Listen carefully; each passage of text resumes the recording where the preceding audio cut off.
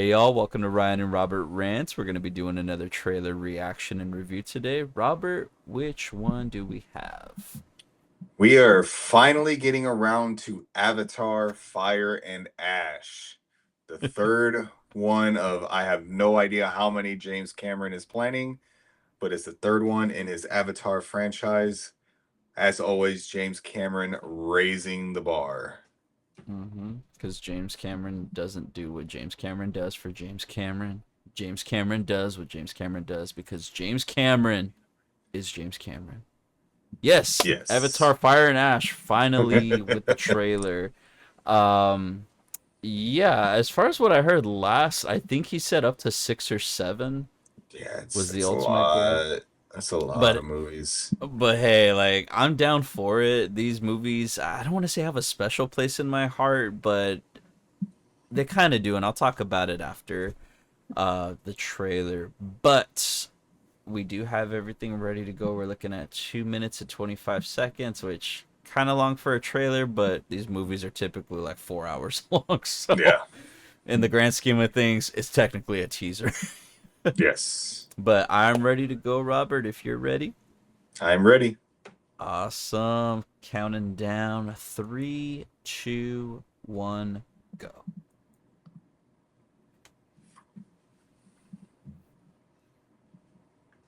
And we have seen this trailer before, just an FYI. Yes, we saw it Fantastic Four. Fantastic Four. Yeah. But now we actually get to watch this.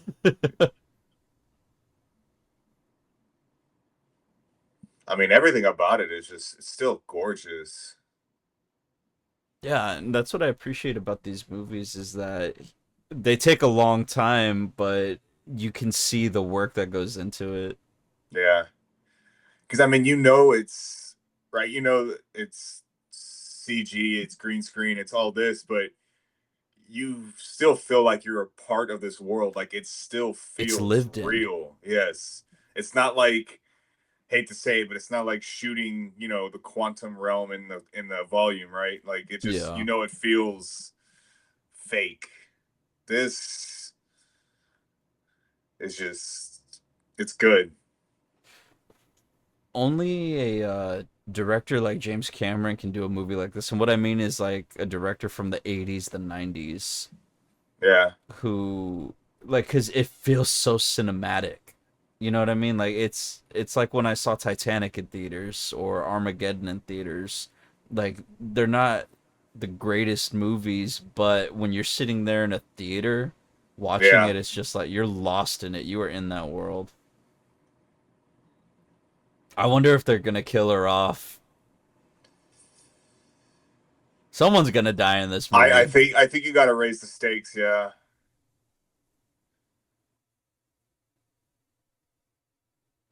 And Zoe Saldana's just done with movies in general. She doesn't want to be part of another franchise. She has enough money. Man, I think with Jurassic Park or Jurassic World Rebirth, Scarlett Johansson overtook her on like the most box office, like I think of all time. I don't think regardless of male or female, Yeah. but I know for the longest time it was Zoe Saldana because you think about Avatar, both Avatars, both Avengers, Infinity War, Endgame, all the Guardians. Like she was, I mean, she had like the highest grossing box office of all time. I think Scarlett Johansson just overtook her. Yeah. Um, So but yeah, yeah, the trailer still wasn't that bad. Like we were still able to hold a conversation. I like it. I like what I'm seeing so far. yeah, Um it doesn't feel like it's really giving you too much of the story, which is a good thing mm, because I mean, like I said, this is more like a teaser than the actual trailer itself. An official trailer, I should say. Even though it is the official trailer, but this breathes more like a teaser. Um it looks a lot like the second one.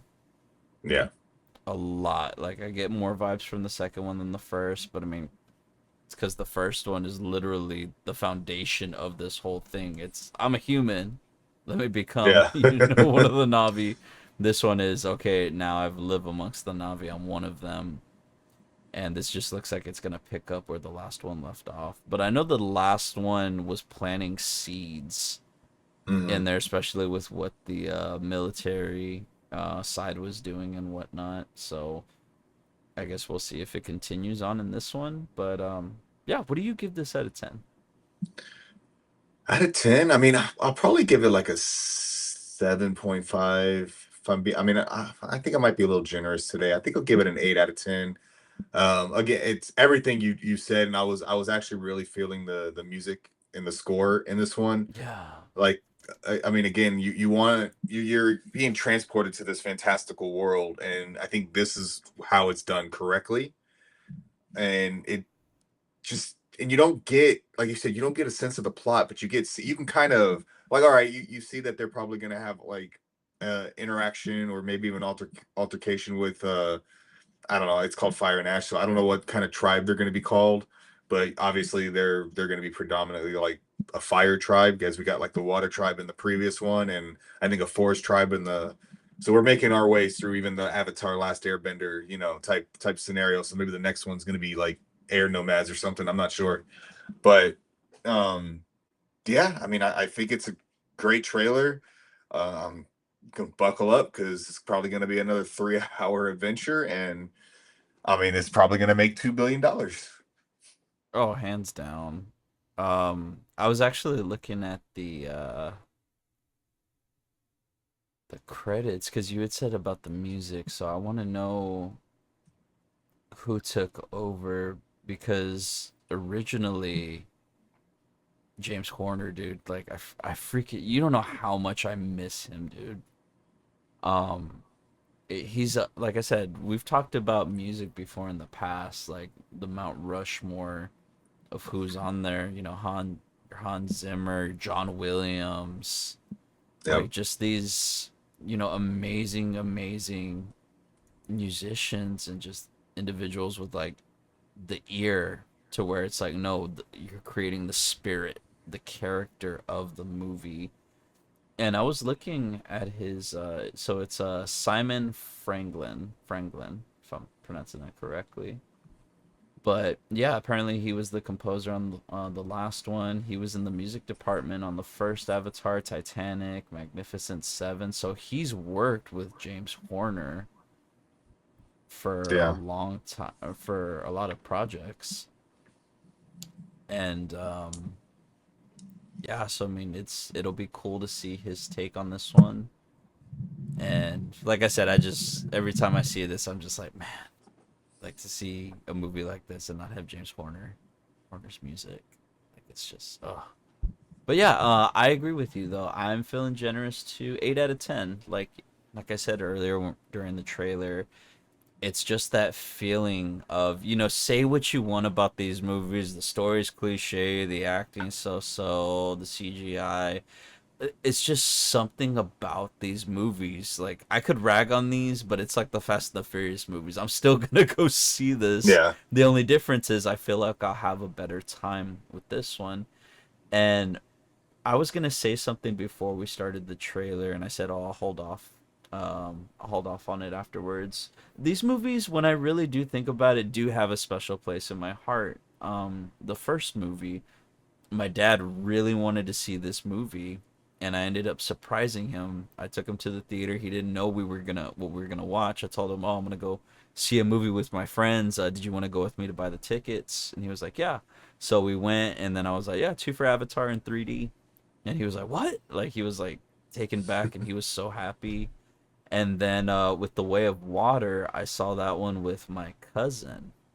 He had just signed up for the military. He just got through with basic, and he was getting ready to ship off. And it was the last movie I want to say that we watched before he did. And yeah, so hopefully now this one's coming out, I'll get a chance to see him around the same time, and we can go see the third one as well. So it's becoming like a family tradition with this, Nice. which again, it's almost poetic with what this movie's about. It's about family, Yeah. and definitely in IMAX, most Oh, definitely in got to. IMAX. But yeah, I mean, Have to. aside from that, I don't really have too much more to say on this. I'm pretty sure we'll touch more on it like later on as we get closer to it. But As for the Yeah. moment, I got nothing. Nah. Think I'm all good. Awesome. Well, thank y'all so much for watching. We greatly appreciate it as always. If you haven't already, give a like and subscribe so you can stay up to date with all the fun stuff we have coming to you. And as Robert always says, get down in the comments. We want to hear from you. What do you think about the Avatar franchise overall? Do you think we need 6 or 7 movies from this? Do you feel like it's overstayed its welcome? Will it make 2 billion? Get in the comments. We want to hear from you. And Robert, did you want to go ahead and let them know about those other projects we have? Sure can. So we have our weapons video up on the channel where we have our own review of it, and you can let us know why you think it's also one of the best movies of the year. We also have we're halfway through, more than halfway through with our Conjuring Rank series. We are gearing up towards, The Last Rites releasing on September 5th. It's a lot. We're having a lot of fun with this franchise. Feel free to react or comment and watch our Mission Impossible and Superman rank series. We also have a bunch of other trailer reactions, such as this one. We have movies, video games, we have TV shows. If you have something that you want us to react to, feel free to drop it in the comments. Couldn't have said it better, Robert. Thank you so much as always. Appreciate you, and we appreciate y'all as well. See you in the next one.